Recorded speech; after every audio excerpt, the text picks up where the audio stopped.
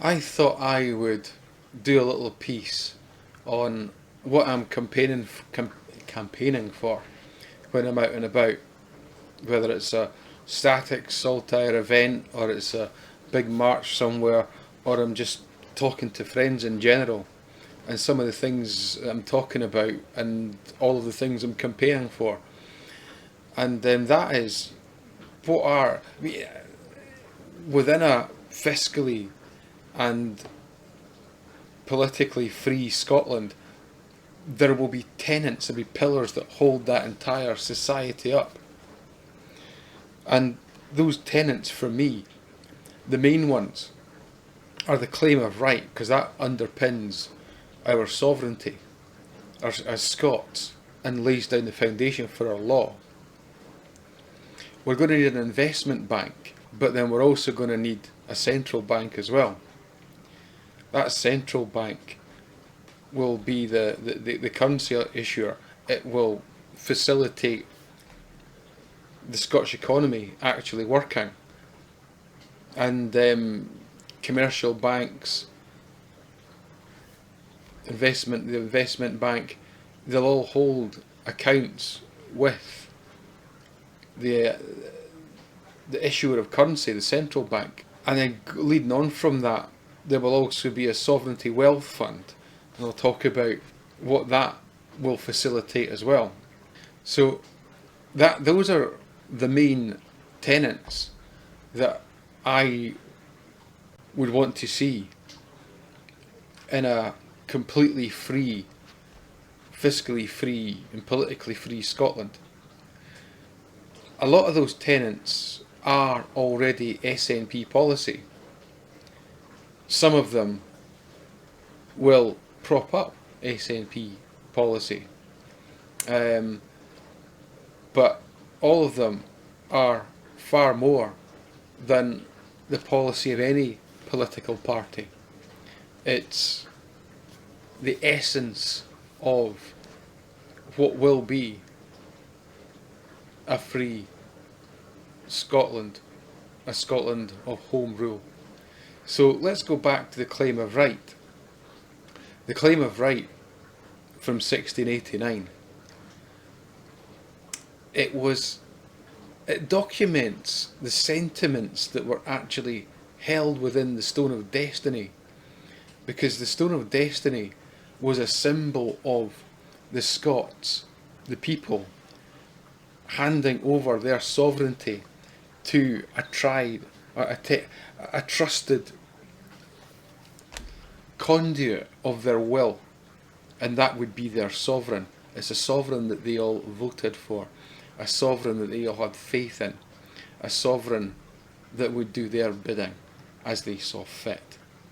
And that goes directly to the heart of the claim of right, because it makes sure that whoever does the bidding of the Scots on their behalf does the bidding that they were voted for or trusted to deliver. And if they don't, by claim of right, the Scots shall declare Salvo. They'll have a meeting to decide whether or not that figurehead is doing their bidding. And if not, they'll find someone who does and appoint them after a convention of the states convened by Salvo.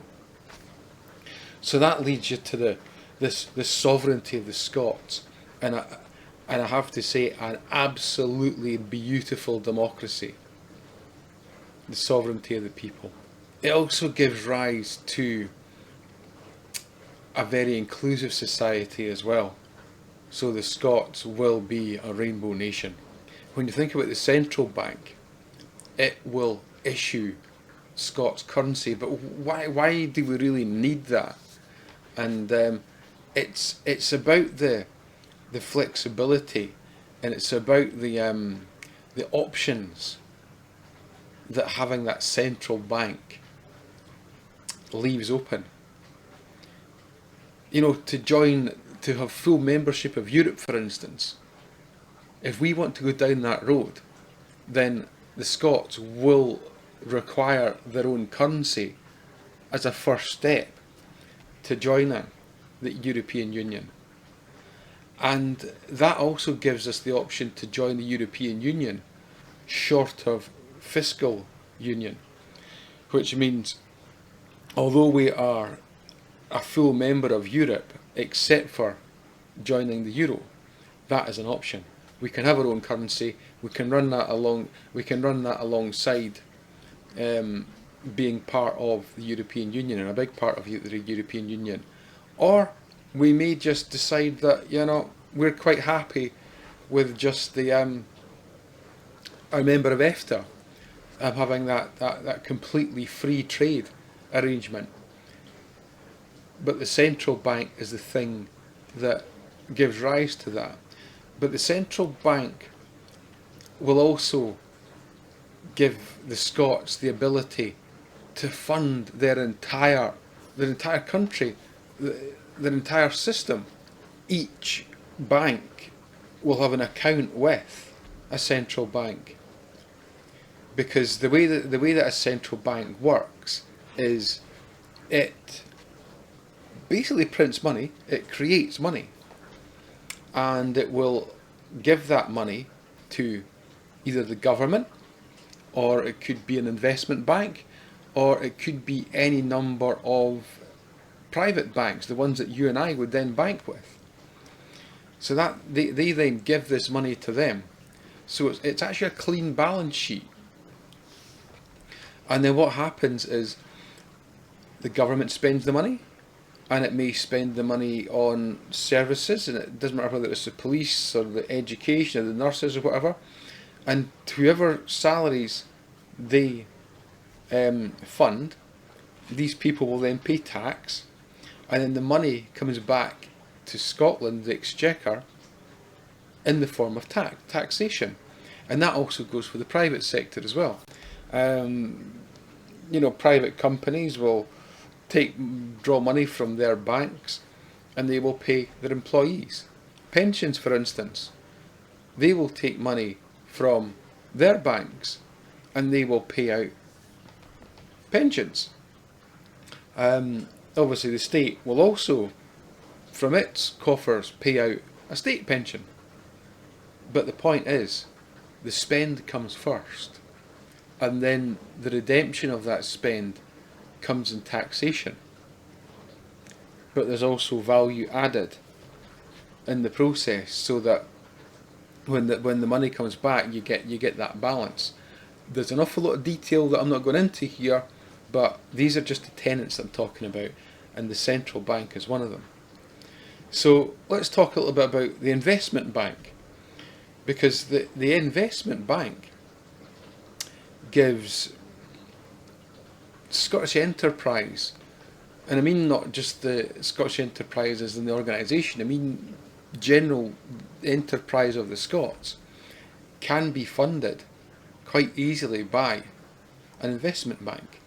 So Scotland would be a hotbed for innovation, startup companies. It will be a bed of opportunity, and because at the moment Scotland has such a diverse economy, there's optics in Fife, in Glasgow, there are companies putting together satellites. In the north of Scotland, there is Skyrora and Orbex, and they're looking to launch pole-to-pole satellites around the planet in the not too distant future. And currently, what everybody knows about oil industry, not a massive player in the economy, big enough. It's nowhere near as big as, say, the drinks industry. Whiskey being a huge player in that. That's some of the stuff we know about. On the Clyde, shipbuilding has been saved by the SNP. For the princely sum of £70 million, Scotland has a state-of-the-art shipyard ready to go, because when we go independent, I don't think BAE Systems will hang around for long, and that's the last facility for building ships on the Clyde. I should just add as a side note, right now, BAE Systems has been propped up with the Type 26 frigates by staff from Ferguson's. So, and when Scotland was independent, maybe BAE Systems will hang around, maybe they'll keep that yard on.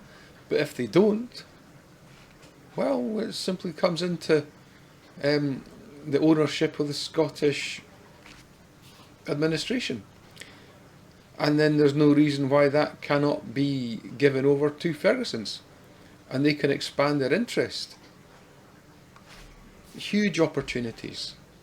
That's just a for instance, all backed by the investment bank. So if anyone from somebody looking to open up a coffee shop or a restaurant or something, right through to big businesses like Ferguson's expanding into the other shipyards that are currently occupied by BAE Systems on the Clyde. It's all possible because of an investment bank. I should also just say that investment bank is already in profit. It's not a pipe dream, it's not something that we would like, it's something that's already here. And that was put in place by the SNP government. And that brings me on to a sovereign wealth fund. Now, a sovereign wealth fund is the reason why Norway is per capita the richest nation in the world. And that's because at the beginning of the oil industry, when oil was first found in the North Sea, which I might add that Scotland has 4 times the resources that Norway ever had as regards oil wells and natural resources, natural oil in the North Sea. Scotland has 4 times the amount of oil Norway had. And at the moment, Norway's sovereign wealth fund is sitting at about £1 trillion. That is eye-watering money. The Scots could have had at least 4 times that, but under the current circumstances, that wealth, those resources, have been frittered away through quite literally named shell companies like Shell and BP, who have huge amounts of wealthy people as shareholders. It's a conduit to robbing the wealth of Scotland and sticking it away where we will never get our fingers on it in Cayman bank accounts. However, when Scotland goes independent, one of the other things that I march for, and I turn up at static events for, is the fact that according to the claim of right and the Act of Union, England and Westminster have absolutely no right to Scottish resources. They have been robbed from us. We will be seeking compensation for all those riches robbed from under our feet. So there's another reason that, you wonder why Westminster holds on to Scotland with every sinew in their body. There's your answer. And there's another answer as well.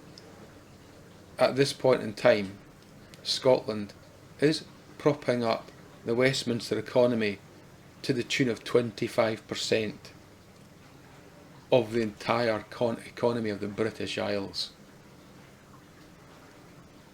Just think about that for a minute. We're not even 10% of the population of these British Isles. Yet we're propping up 1/4 of the British economy. It is little wonder why Westminster try every dirty trick in the book to gaslight the inhabitants of the British Isles, and I include the English in this. You know, if the English view of Scotland was to be believed, then, well, we're a burden. And, well, why wouldn't Westminster just tell us to go? The simple answer to that is because we're not a burden, and if we go, 25% of their economy falls over. End of story. So,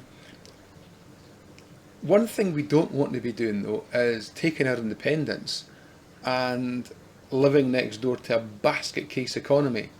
So, and the Scots are benevolent people. We wouldn't want to see our friends across the border falling flat on their face. It wouldn't do our economy any good, let alone theirs. So the hand of friendship will be extended, and I am sure the Scots will help the English economy in Westminster recover from the ravages of Brexit. So that's what I fight for every time I am at a rally or a static event or do whatever I do. Turn up at Salvo meetings. So let's go out there, campaign, and forget about the dead cats on tables and the gaslighting of Westminster through the British media. I call it the British Pravda, otherwise known as the mainstream media, MSN or MSM. So yeah, let's ignore all of that and just keep ploughing this furrow, and let's just get this job done. Let's take our independence before it's too late. This sovereign wealth fund that I talk about, it is going to fund things like the NHS. It is the maths, the arithmetic is done. The Scots given a sovereign wealth fund and our economy, and this sovereign wealth fund will be built on the back of renewable energy. There will still be oil taken from the North Sea, not for fuel. It won't be adding to the carbon footprint, but it will be lubricating the machinery of industry. The Sovereign Wealth Fund will make an entire dental service free at the point of need possible. It will make a just transition not just a right, but a consequence of a sovereign wealth fund. The way technology goes, new industries will be opening up faster than ever. Paradigms will be shifting. Other industries will be closing down faster than ever. So we need a sovereign wealth fund so that every citizen of Scotland knows fine that they will have a universal living allowance, so that if they ever get to a point where their industry is no longer viable, they will be able to choose which direction they want to take their career in by going back to university, taking a postgraduate diploma or something, going back to school. And they'll know fine that universal living allowance will make sure that their pension is paid for. It will make sure that they can go learn whatever skills they need to add to their CV, and then stride out confidently in a new direction, a different industry. It might be a slightly different industry than the one they were in before, but whatever it is, they will have the confidence that they will be supported through a just transition from one profession to another. So this sovereign wealth fund is key to the stability of Scotland as a nation. This universal living allowance is a subject on its own. Could you imagine where, because this sovereign wealth fund will give you a universal living allowance from birth, which means there'll be no need for a pension, because at the end of life you'll always be supported by the universal living allowance.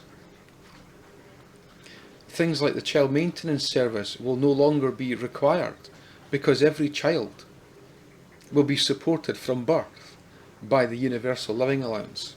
People that enter into a relationship that might have dominance over their partner, and the relationship becomes toxic, abusive,